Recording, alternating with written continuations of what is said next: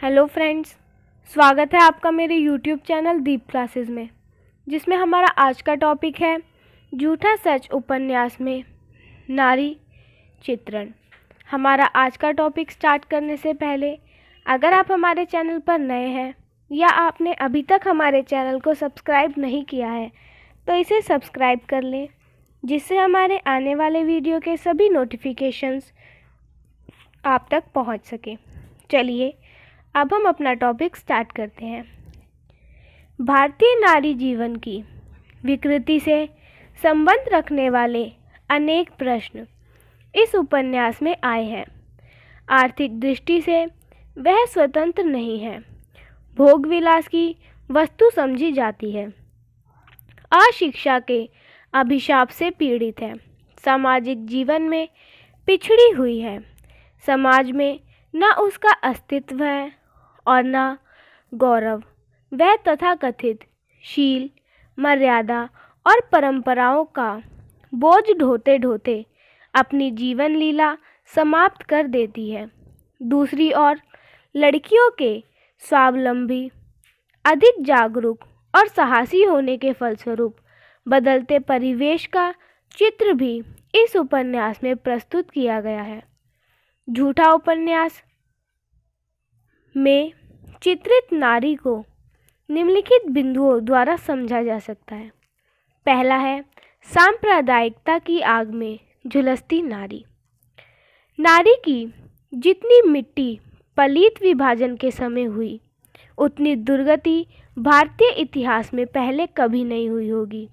अपमान, ग्लानि, उपेक्षा, शारीरिक मानसिक कष्ट हिंदू व मुसलमान दोनों धर्मों की स्त्रियों को सहने पड़े। उनका अपहरण, बलात्कार, उनके कोमल अंगों को काटना, पूर्ण नग्न करके नीलामी पर बैठाना, उन्हें निर्वस्त्र करके जुलूस निकालना आम बात हो गई थी। तारा जब शेखपुरा के मकान के बेचने के लिए बंद की गई, तब वहाँ उसे अनेक औरतों की व्यथा गाथा सुनने को मिली। वहीं फिरोजपुर में पुरी अपने माँ बाप की खोज में गया हुआ था। वह देखता है कि भीड़ के एकदम बीच में एक आदमी चोटी से पकड़ पकड़ कर निर्वस्त्र लड़कियों को बेच रहा है। तभी मुसलमान लड़कियां थीं। दंगाइयों द्वारा नारी की दुर्गति होती है और स्वयं उनके परिवार वाले व पति भी उनका तिरस्कार कर देते हैं। बंतों का अपना देश आना, परिवार को ढूंढना, फिर पति व सास द्वारा अस्वीकार कर देना किसी भी प्रकार सभ्य नहीं है। नारियों की इस शोचनीय अवस्था पर ही एक स्त्री कहती है, हिंदनी हो चाहे मुसलमानी, जो अपनी इज्जत के लिए मर गई वही सबसे अच्छी रही। औरत के शरीर की तो बर्बादी है, औरत तो ढोर बकरी है, जो चाहे छीन ले जाए। बंतो तारा को अपनी आप बीती सुनाते हुए बताती है कि कैसे मुसलमानों ने स्टेशन तक केवल बदन के कपड़े और जेवर एवं सफ़र का खर्च लेकर एक जगह एकत्र होने का हुक्म दिया और बंदूकों की नोक पर उसकी अस्मित लूट ली। यही हाल पंजाब में था, जहां भागते हुए मुसलमानों को रेलों से उतारकर काट दिया गया व उनकी स्त्रियों को निर्वस्त्र कर नीलाम किया जा रहा था। भागते समय किसी की बहू बेटी पीछे रह गई थी तो किसी का कारोबार। समाज की आर्थिक व्यवस्था व रीति रिवाज के मानवीय मूल्यों के निष्क्रिय हो जाने का उदाहरण बंतों के जीवन में देखते हैं। बंतो बड़ी मुश्किल से ढूंढ ढूंढ कर अपने पति के घर पहुंची तो पति कहता है कि तुम्हारा धर्म नष्ट हो गया है। बंतो को घर में नहीं घुसने दिया। वह वहीं दहलीज पर माथा पटक पटक कर प्राण दे देती है। जब वह मर गई तो उसे सती नाम मान लिया जाता है। उसके लिए गुमराह व बेदर्द हिंदू समाज ही जिम्मेदार है। नारियां परंपरा व रीति रिवाजों से विमुख नहीं होना चाहती, इसलिए पुरुषों को अपना सुधारवादी आंदोलन जिसमें हवन व ईश्वर भजन का कार्यक्रम था, स्थगित करना पड़ा। उनके इस सुझाव के प्रति औरतों ने विस्मय प्रकट किया। हाय, यह कैसे हो सकता है? कर्मों वाली बुढ़िया थी, पोतों पोतियों वाली पोतों की बहू का मुंह देखकर मरी है। उसका विमान नहीं सजेगा, इसके लिए संग स्यापा नहीं होगा, तो फिर किसी जवान के मरने पर यह सब होगा। उपन्यास में विभाजन के समय पुलिस की निःशंसता का चित्रण लेखक ने किया है। पुलिस ने जबरदस्ती घरों में घुसकर लूटमार की, स्त्रियों का सतीत्व लूटा। अमानवीयता की चरम सीमा तो यह है कि प्रत्येक स्त्री, कुंवारी लड़की, गर्भवती स्त्री के साथ 4-4, 5-5 आदमियों ने मिलकर बलात्कार किया, जिसमें से बहुत सी स्त्रियां मर गई, बहुत सी जीवन प्रयत्न के लिए बीमार हो गई। माँ बाप के सामने स्त्रियों के जुलूस निकाले गए। क्या नहीं हुआ उस समय? सरकारी अफसरों और पुलिस ने ऐसे कृत्यों को बढ़ावा दिया। झूठा सच में यशपाल ने ऐसी विभत्स घटनाओं को ज्यों का त्यों चित्रित किया है। उन्हीं में से एक घटना यहाँ प्रस्तुत है। कुछ हिंदू मुसलमान लड़कियों को नंगा करके नीलाम कर रहे थे। भीड़ के बीचों बीच नीलाम करने वाला जवान लड़की को चुटिया से खींचकर खड़ा किए था। लड़की के शरीर पर कोई कपड़ा न था। माल ग्राहकों को अच्छी तरह दिखाने के लिए उसने लड़की की कमर के पीछे अपने घुटने से ठेस देकर उसके सब अंगों को उभार दिया था। लड़की के आंसुओं से भीगे पलके मूंदे चेहरे पर से उसके हाथ को खींचकर हटा दिया। लड़की के सूर्य की किरणों से अछूते शरीर के भाग छिले हुए संतरे की भांति बहुत गोरे और कोमल थे। भीड़ के बीच धरती पर कुछ और भी लड़कियां चेहरे बाहों में छुपाए घुटनों पर सिर दबाए बैठी थी। उनके कपड़े भी धरती पर पड़े थे। यह कुछ लड़कियों और स्त्रियों की वेदना नहीं है, अपितु हजारों लड़कियों का भोग हुआ कटु सत्य है। एक पक्ष के लोगों ने पाशविक प्रवृत्तियों को बढ़ावा देने में वीरता दिखाई, तो दूसरे पक्ष के लोग कैसे स्वीकार कर लेते कि वह कम पशु है। पशुता की होड़ में वह पीछे क्यों रहे? झूठा सच में कुछ लोग ऐसे शर्मनाक दृश्य को देखकर सबको प्रताड़ित करते हुए कहते हैं, तुम मुसलमानों से किस बात में अच्छे हो? उन्होंने क्या बुरा किया जो तुम नहीं कर रहे हो? उनकी इस तरह की बेइज्जती करोगे तो कोई भला आदमी इन्हें घर में कैसे बसा सकेगा? इनका अपराध यह होगा कि इनके साथ अनाचार किया गया है। पशुता और अनाचार तुम करो और उसका दंड भोगे बेचारी स्त्री। यह बेचारी भुगतने और भोगी जानने के लिए ही है। इसमें हमारा दूसरा पॉइंट है, पुरुष द्वारा प्रताड़ित नारी। झूठा सच में तारा की मानसिक स्थिति भी तारा से संबंधित है। पिछले कुछ दिनों में तारा ने जो कुछ देखा और भोगा है वह किसी का भी दिल दहला देने के लिए काफ़ी है। उसकी इच्छा के विरुद्ध हुए विवाह के तत्काल बाद पति सोमनाथ के अनाचार से बचने के विचार से जैसे ही वह कमरे से बाहर निकलकर पड़ोस के मकान में कूदती है तो आगजनी शुरू हो जाती है। नब्बू हो या फिर हाफिज जी, उसकी यातना का कोई अंत नहीं है। इसके पूर्व आत्महत्या का उसका प्रयास भी विफल हो चुका था। हाफिज जी जब उसे इस्लाम में दाखिल करने का सबाब हासिल नहीं कर पाते तो उसकी ओर से उदासीन हो जाते हैं। हिंदू कैंप में भिजवा देने का आश्वासन देकर पुलिस में नौकर उनका बेटा उसे गुंडों के हाथ बेच देता है। पुलिस की वर्दी में जीप में बिठाकर वह लोग उसे हिंदू कैंप में पहुंचा देने के बहाने ले जाते हैं। जीप का ड्राइवर भी पुलिस की वर्दी वाली कमीज पहने है। एक रोएदार टोपी पहने व्यक्ति उसकी बगल में बैठा है, जिसकी मूछें बिच्छू के डंक की तरह चढ़ी हैं। कैंप के बहाने वह लोग उसे वस्तुतः उधो दास के कब्जे किए गए मकान में कैद करके रखी हुई कुछ और हिंदू लड़कियों के पास ले जाना चाहते हैं। तारा की दुर्दशा का कोई अंत दूर दूर तक नहीं दिखाई देता है। उसकी स्थिति जीप में रखी हुई टोकरी में बंधी उन मुर्गियों से बहुत भिन्न नहीं है जिन्हें तारा और उसी की तरह उनके हिंदू लड़कियों की तरह कहीं से उठाया गया है और कभी और कहीं उन्हें जिबा किया जा सकता है। मुर्गियों की लाल लाल बूंदों जैसी गोल गोल आंखें एकटक तारा की ओर लगी हैं। शायद बचाव की मूक और अधीर प्रतीक्षा में मुर्गियों की वह कातरता तारा के हृदय में कील की तरह गड़ती है। टोकरी में बंधी पड़ी इन मुर्गियों से भिन्न स्थिति पीठ के पीछे बंधे हाथ वाली तारा की भी नहीं है। उपन्यास में लेखक ने विभाजन के समय हुई नारी की दुर्गति का चित्रण तो किया है, साथ ही यशपाल जी ने झूठा सच उपन्यास की बंती देश विभाजन के समय अपने परिवार से बिछुड़ जाती है। जब वह शेखपुरा मंडी में एक हवेली में पहुंचाई जाती है, तब वहां और भी स्त्रियां होती हैं जिनके शरीर पर पूरे वस्त्र नहीं। एक बुढ़िया को कुछ रूखी रोटियां दिन में एक बार दी जाती थी, कभी कभी वह भी नहीं।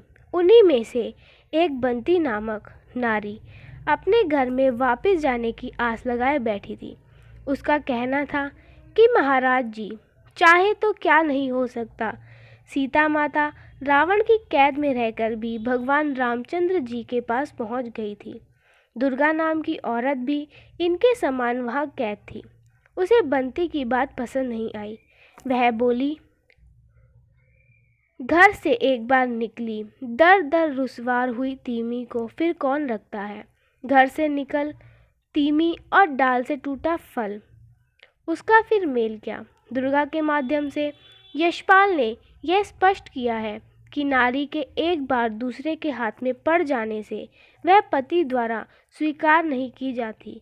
फिर भी बंती आस लगाए बैठी थी। उसे क्रोध आ गया और वह कहने लगी, मैं घर से निकली हूँ, सब कुछ सभी की आंखों के सामने हुआ है। घर से हम निकली हैं या वह लोग हमें डर से छोड़ गए या उन्होंने जबरन छीन लिया। जो हुआ उसमें कोई क्या कर सकता है, किसे दोष दे। लेकिन नारी का कितना शोषण किया जाता है। परिवार वालों ने उसे अपनाया नहीं। जैसे दुर्गा ने बंती से कहा था वही होकर रहा। यशपाल जी यह स्पष्ट करना चाहते हैं कि नारी ही यह अन्याय चुपचाप क्यों सहन कर लेती है। अगर पुरुष घर से बाहर रहकर आए तो पत्नी को अपने पति को स्वीकार करना ही पड़ता है। पत्नी को स्वीकार पति क्यों ना करे। यहाँ तक कि बंती अपने बच्चों को भी नहीं उठा सकती। वह सास से झपट कर बच्चे को ले लेती है और सीने से लगा लेती है, परंतु जैसे ही वह बैठती है तो सास चुपचाप उसकी गोदी से बच्चे को लेकर भीतर चली जाती है और बंती को घर में घुसने नहीं देती। उनका कहना था, हट जा, दूर रह और बाहर निकल। दूर रह, तुझे कह दिया। तू अब हम लोगों के किस काम की। पास पड़ोस वाले भी कुछ बंती के साथ देते हैं, कुछ उसकी सास का। जब बंती का जेठ और उसका पति बाहर से आते हैं, वह भी उसे अस्वीकार करने से इनकार कर देते हैं। उस समय का चित्रण अत्यंत दर्दनाक है। विभाजन के समय का यह वास्तविक चित्रण है। इसके पश्चात बेचारी बंती दहलीज पर सिर पटक पटक कर अपने प्राण देती है।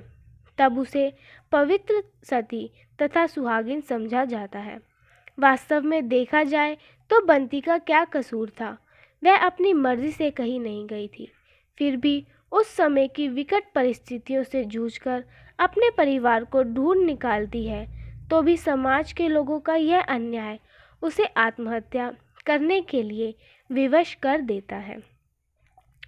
इसमें हमारा तीसरा पॉइंट है, नारी का विद्रोही रूप। मानवता की नज़र से नारी एक स्वतंत्र व्यक्तित्व है। आर्थिक स्वतंत्रता उसके लिए एक अहमियत रखती है।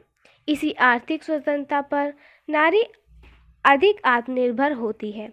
पूंजीवादी वैश्विक प्रवृत्ति नारी को भोग्य वस्तु समझती है, परंतु गत्यात्मक वैज्ञानिक समाजवाद के समर्थक उसे स्वतंत्र व्यक्तित्व मानते हैं, उसे सहचारिणी मानते हैं, मात्र अनुगामिनी नहीं। समाजवादी संस्कृति इस तरह मानवता की दृष्टि रखता है। वह नारी को अर्थार्जन की पूर्ण स्वतंत्रता देकर समाजवादी शासन व्यवस्था की पूर्णतः सहयोगिनी बनाता है। ऐसी अवस्था में उसे अपने पूर्ण विकास का अवसर प्राप्त होता है। इनकी व्यक्तिगत विकास के साथ वह सामाजिक विकास से भी सहयोग देती है। यशपाल के नारी पात्र प्रायः इसी प्रकार के हैं। वह अपने बारे में नहीं अपितु अन्यों के बारे में भी मानवता का दृष्टिकोण रखते हैं। परस्पर विरुद्ध विशेषों के बारे में वह रहने की प्रवृत्ति का उन्मूलन तथा चित्रण करते हैं। पुरुष पर अवलंबित रहने की प्रवृत्ति का उन्मूलन तथा जीवन के प्रति स्वावलंबन। इनमें अर्थार्जन की स्वतंत्रता और मन की निर्णायक शक्ति अनुस्यूत है।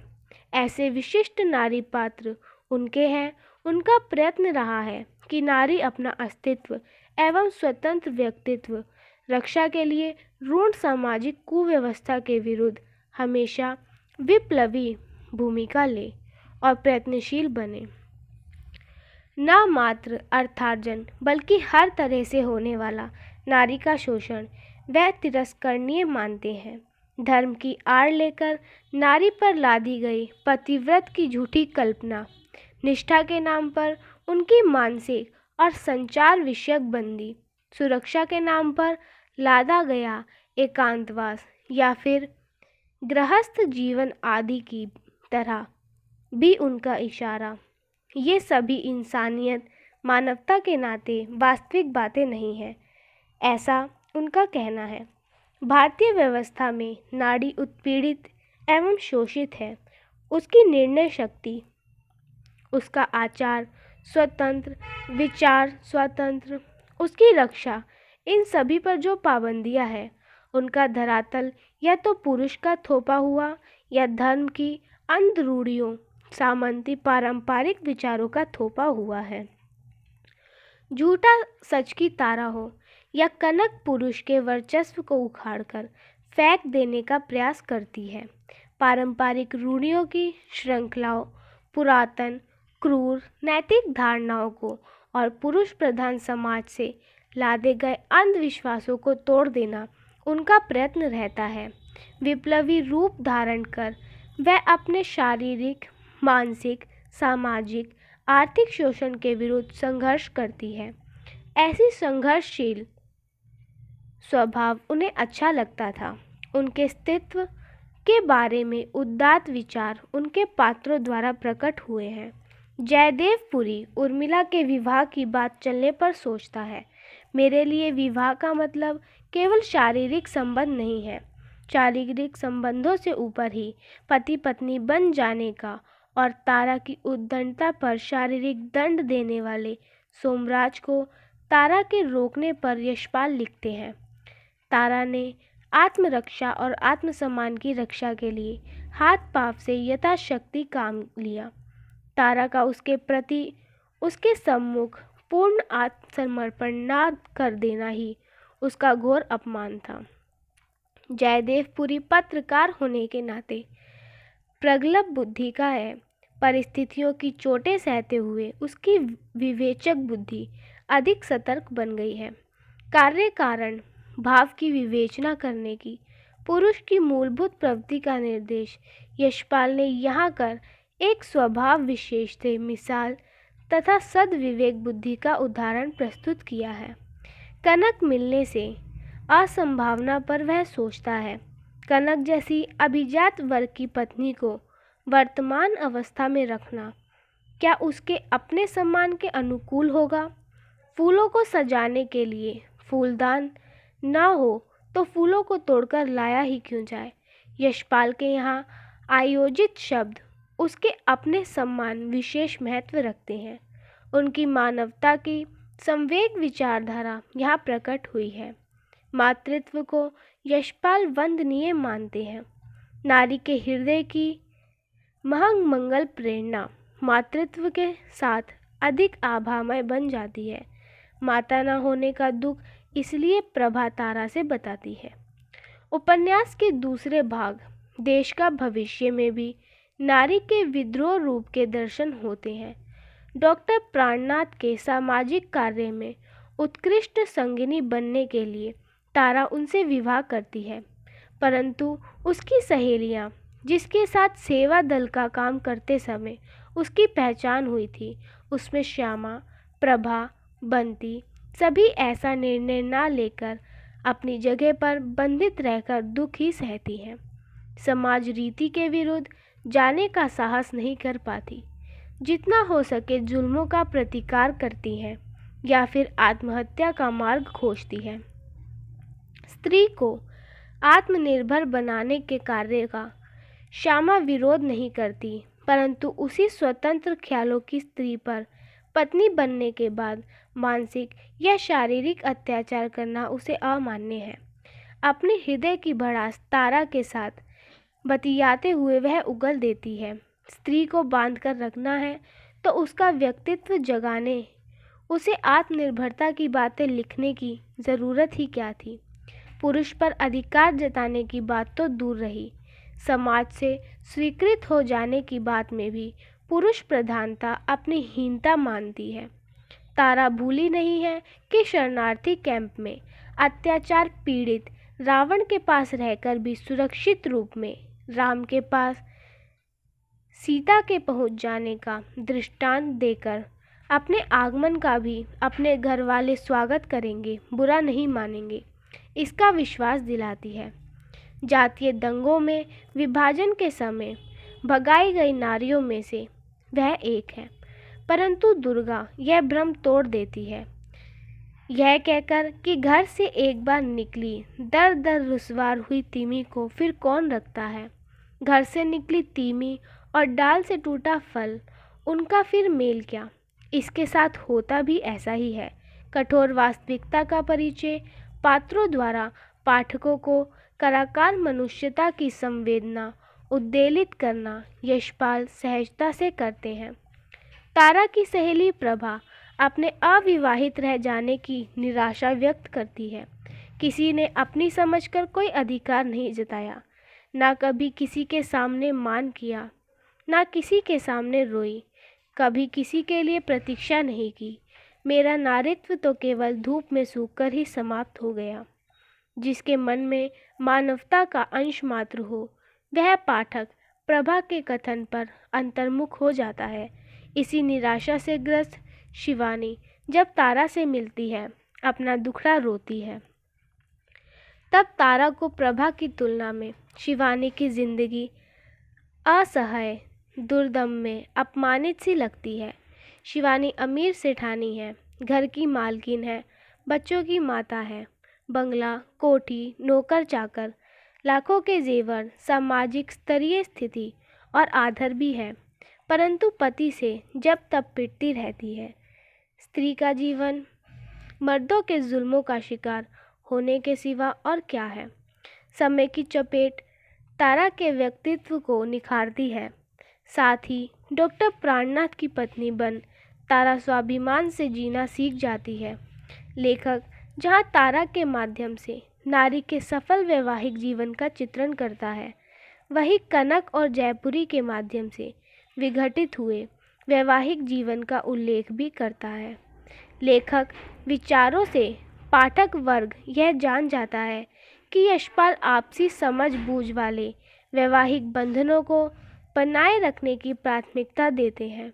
जिन वैवाहिक संबंधों में नारी उन्हें पिसती या प्रताड़ित दिखाई देती है, उन वैवाहिक संबंधों से वह नारी को निजात दिलाते दिखाई देते हैं।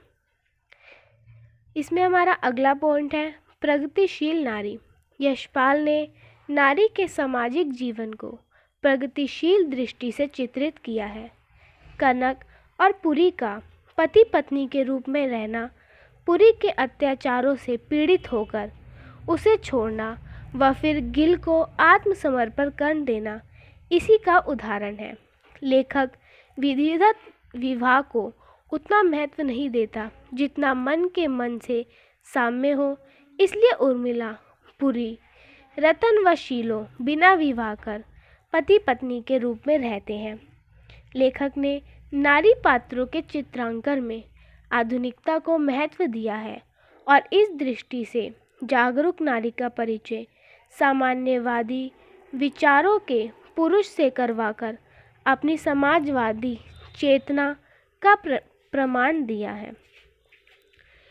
इसी के साथ हमारा आज का टॉपिक यही ख़त्म होता है, जिसमें हमने जाना यशपाल के उपन्यास झूठा सच में नारी चरित्र के बारे में। अगर हमारा आज का वीडियो आपको पसंद आया हो तो वीडियो को लाइक एंड शेयर ज़रूर करें और हमारे चैनल को सब्सक्राइब करें। Thank you for watching.